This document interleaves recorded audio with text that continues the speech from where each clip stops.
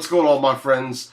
So I don't know why I just thought about this evening. It's about 5 o'clock in the morning before our event on Saturday, and I got to go to bed here soon.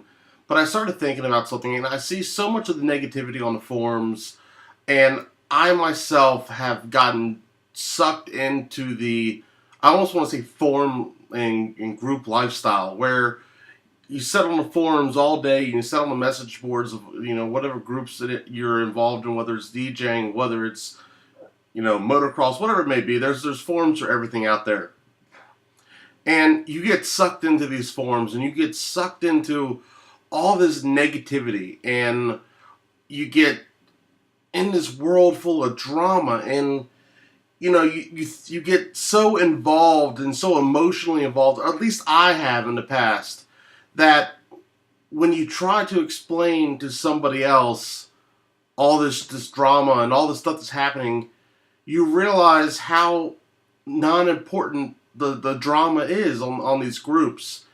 And, I think the biggest thing you could do for yourself, the best thing you could do for yourself is not, eliminate the groups, because the groups in the forums have been beyond helpful for me. It's how, I made a lot of these friendships and network connections across the U.S. and across the globe, and with you guys. But use the forums to your advantage. Try not to get sucked into the daily drama. One thing that I promised myself, 5 or 6 years ago. Actually, this is 5 years ago. 5 years ago, when I really decided to take DJing serious, was that no matter where I went with this, whether I became successful, whether I became mediocre, it doesn't matter to me. But I promised myself I'd always remember where I came from, and I'd try to do my best to help others. Because when I was first starting, there was a few people that reached out their hand to help me get started and help me get going down the right paths.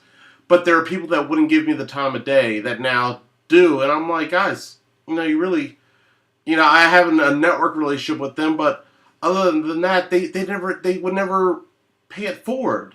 And maybe they have, and maybe I just wasn't the person that they decided to help. But I always try to help others and remember where you came from. And I think kind of what sparked a lot of this was my aunt.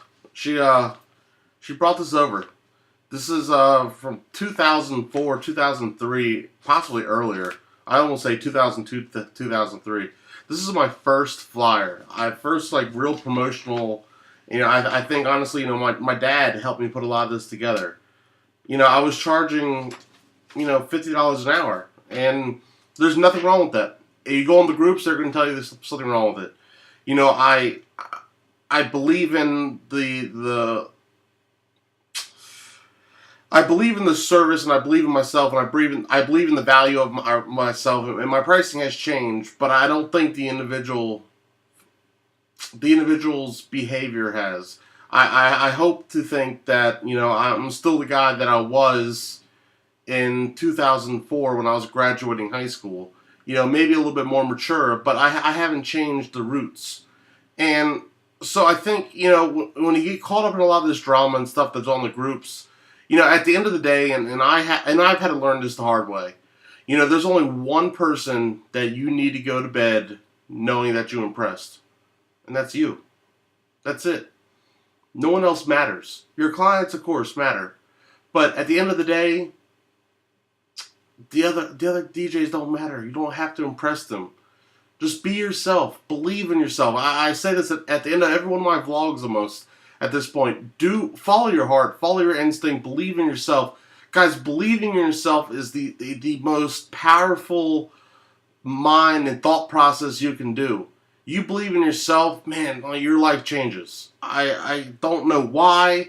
I don't know what clicks and what happens that makes it happen.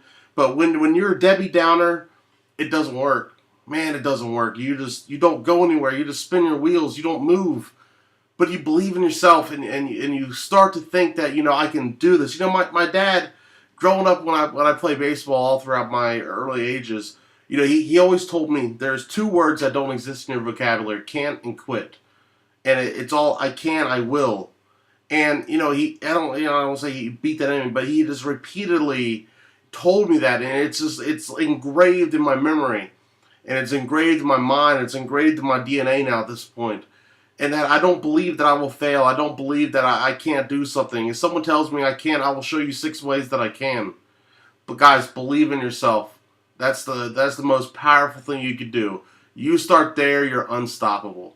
There are times when I'm DJing that I get self-conscious and I don't feel like I'm doing something right. And once I kind of can take a deep breath and believe in myself again, I'm good. I'm good. There's nothing that can stop me. So guys, this weekend I want you guys to think about that. Think about what that means to you, and think about how you can grow your company. Believe in yourself. It all starts there. You start there. You start believing in yourself. You start dreaming big. There's no dream too big. If you guys have a huge idea, if you never make that big idea happen, but you know what? At least you tried. When I was 21, 22, I forget the exact age, I was working with the government. And, I had been DJing on the side, and my boss always told me, he's like, is this what you want to do for the rest of your life? I was just doing accounting. I was doing administrative assistant work. And, I was fine. I was content. And, he'd always had encouraged me to quit, just quit and go DJ. And I was like, no, I can't make a living off that. There's no way.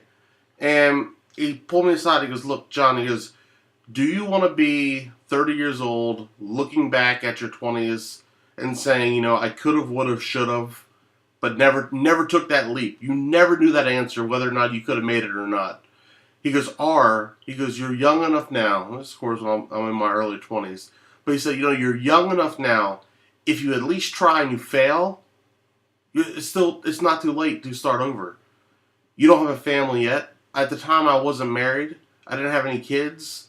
I didn't have any real responsibilities other than just the basic, car and truck payment and insurance. I didn't have the responsibilities or anything. Like, you really can restart your life in your early 20s. And I'm so grateful that I took that advice along with a lot of other people's advice and input. And, I took it all and I made that leap to DJ full time. Now, I'm not saying that that's right for everybody. There's, a lot of circumstances that happened that led me to DJ full time. I had a great job with the agency I was with. And I took a promotion. I took a promotion because my now wife and I were getting more serious dating. And I took the promotion because it had long-term health care. It had retirement. It had, everything that you would want that, I could start a family. And, I could start planning for the future. And I could start becoming the breadwinner. And I could make a little more money than I was making. And I took that promotion. And the minute I took that promotion, that first day that I walked in, I hated it. I did not like the agency. I did not like the people. I just did not click. I did not fit well. It was hell. It was every day I'd come back home and I'd stare at a wall. Guys, there was days I'd come home and I would almost be in tears because I hated what I did for a living so much. And I didn't have the courage. I did not believe in myself enough to change it. And then finally it got to the point that was so bad. It was so bad, I just couldn't take it anymore. I was going down a dark path, and I said enough. I'm not doing this no more. And at the time, I had kind of already planned to ask my now wife Tracy to marry me, and I had the ring paid off except for like $100. I decided I was going to pay off all the ring except for $100. So when I was ready, I could take the $100, go pick that ring up, and I got that ring. Probably 2 weeks before I turned in my notice, I proposed to her. And, part of the proposal was, I told her I didn't know where I was going to be in 2 or 3 weeks. I didn't know where I was going to be in a year. But I knew that if I had her by my side, I could accomplish anything. And that was part of my proposal. I turned in my 2 weeks notice. I finished out my 2 weeks. And the first day that I was officially unemployed, I sent Ben Stowe, and if you guys don't know, I'm sure if you guys are on the DJ groups or on Facebook or you've been involved with the DJ industry at all, you know the name Ben Stowe. I sent him a text message and I said, well, My first day of being unemployed, and I'll never forget, his response was, "No, sir. This is your first day being self-employed." And guys, it's changed my life being self-employed. I've seen so many different things that I would never have seen. There's a lot of things, and I'll maybe get into it later, of all the individual things that happened that really kind of put me down the path to do what we're doing now. Guys, I was quitting. When I got that promotion, I was selling off everything. All my DJ equipment was gone, except for a pair of K12s and a small MIDI controller. I was getting out of it altogether. I was done. I was not wanting to do this for the rest of my life. Maybe I take it back. It's not that I didn't want to do it. I got stuck so much on a mindset that you have to wake up at 8 o'clock and you have to go home at 4:30 and you got to get back up the next day and do it all over again. And that's the way to do it, because that's how everybody else does it. And it was hard because my mother works for the government. My Tracy's now, or my now wife, her parents worked for the government, retired with the government. And there's nothing wrong with that lifestyle. It just, my dad's self-employed, and I had that bug from him. And, I just wanted to go down a different path. And I kind of getting sidetracked a little bit. But, I had sold everything, and I was getting out. I was done.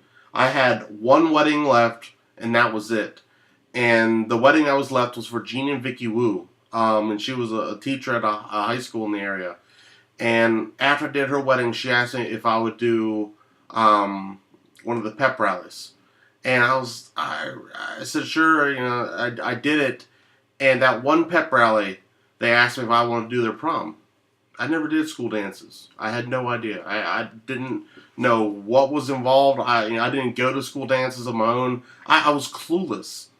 And I remember I was sitting at my my in-laws' shore house, and I was sitting on my laptop, and I was looking up, what happens at school dances. And I didn't know that there was a prom court. I had no idea. Like, I'm completely clueless. I knew that you went and danced, but I didn't know if there's anything like a wedding where there was a grand entrance and this, that. I had no idea. And, they were pretty persistent on wanting me to do their school dance. And I ignored the emails. I kept putting it off. And finally, by the grace of, whatever power being, whether it's God, whatever it is you believe in, they were persistent, and they got me to take that school dance. And that one school changed everything. We sold a setup that we didn't own. We totally rolled the dice on it. I knew that if I was going to pull it off, I needed to get X amount of schools, on board. I needed to save this much for my government salary in order to pay for this. And we just rolled the dice. I mean, sometimes that's life. You take risk. And, sometimes you go out on the branch because that's where the fruit is. And you roll the dice. And I rolled the dice, and we did that first prom for Sharando High School, which wasn't actually the school that had asked us to originally do the proms. But this is just one of the schools that we booked. I did that first prom, and I remember, it was just me and my wife. That's all. It was me and my wife and our MC. And it was just me and my wife setting up. And it was unique. It was an experience setting up, because this was our first school dance. And we did it. And as we're packing up, we both kind of looked at each other and we're like, this could be something. We could do something with this. And since then, it snowballed. We started getting more schools than we could handle. And that's another thing to kind of be conscientious about when you guys take on new tasks, whether you go dive into corporate events or whether it's schools or whatever it may be. Be prepared for the snowball, because that was the one thing we weren't prepared for. We were not prepared for the amount of schools that rolled into our lap. We ended up booking so many schools that we ended up losing some of the original clients.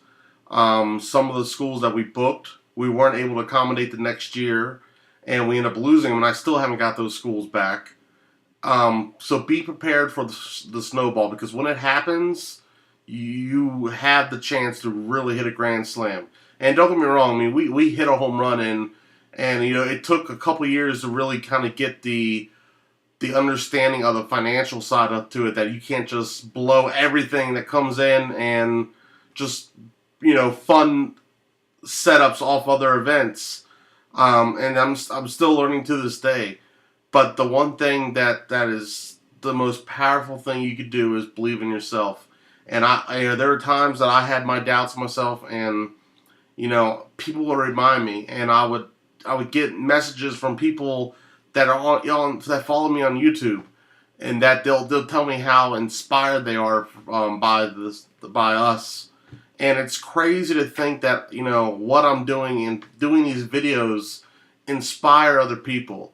And if I have that kind of power to inspire someone, I really hope that the message of believing in yourself really conveys in this video, and it gives some of you guys the motivation to take that next step, or gives you the motivation to go after the clients you haven't had the courage to go after before, or to learn a new thing. One of the things I enjoyed the most was taking the time to learn the art of DJing. Not just learning how to beat match and being able to read a beat grid or hit sync or whatever it is, and I'm not trying to turn this into a debate, but going back to the roots of getting turntables and learning how to mix on vinyl. It opened up a whole new world to me to be able to think about, holy cow, there was a time that people didn't have the laptop. They had vinyl. They had to put stickers on the record to know where certain parts of the track was, and they didn't have cue points. They didn't have instant doubles. They didn't have loops. They didn't have all these things that we have now. And learning the core fundamentals that turned the art of DJing and turntablism into the art form that it is today. Now, granted, I've kind of got involved in a little bit of the scratching. And I'm not a huge turntablist. I can do the basic scratches and juggles. And I try to incorporate those into my sets a little bit, because I think it's a unique flair. I feel like to be successful, you need to have a unique flair about you, something that sticks out from the competition. And for us, I feel like our DJs are different. I don't know why. I look for a certain sound, I can't explain it.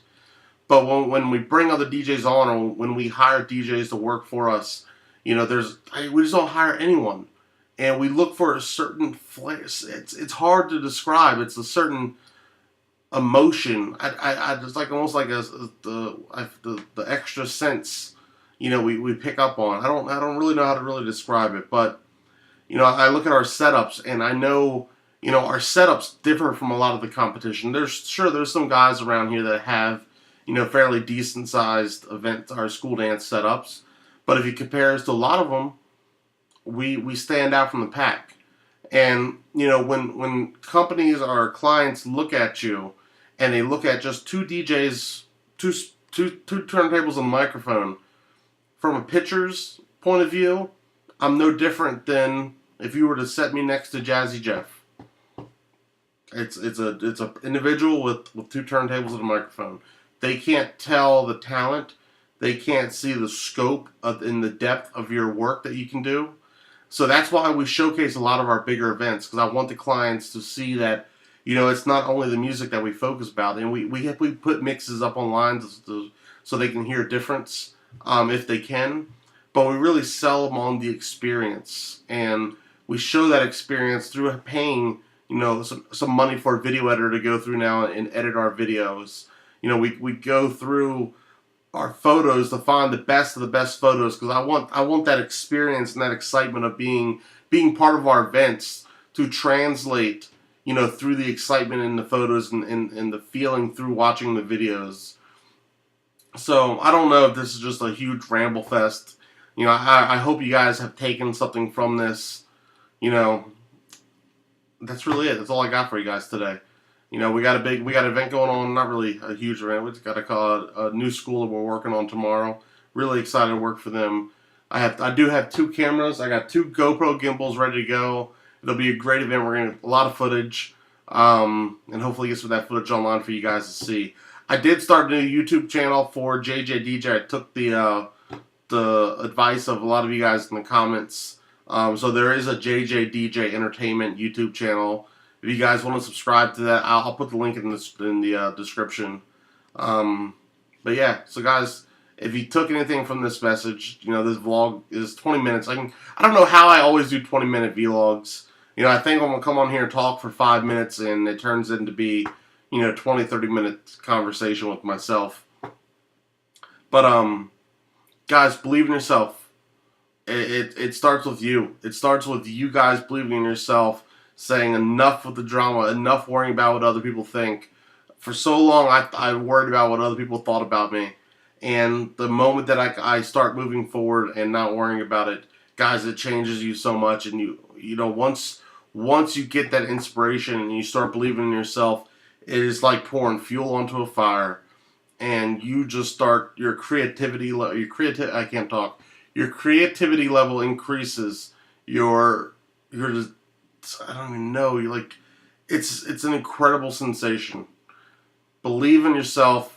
The power of believing in yourself starts with you guys.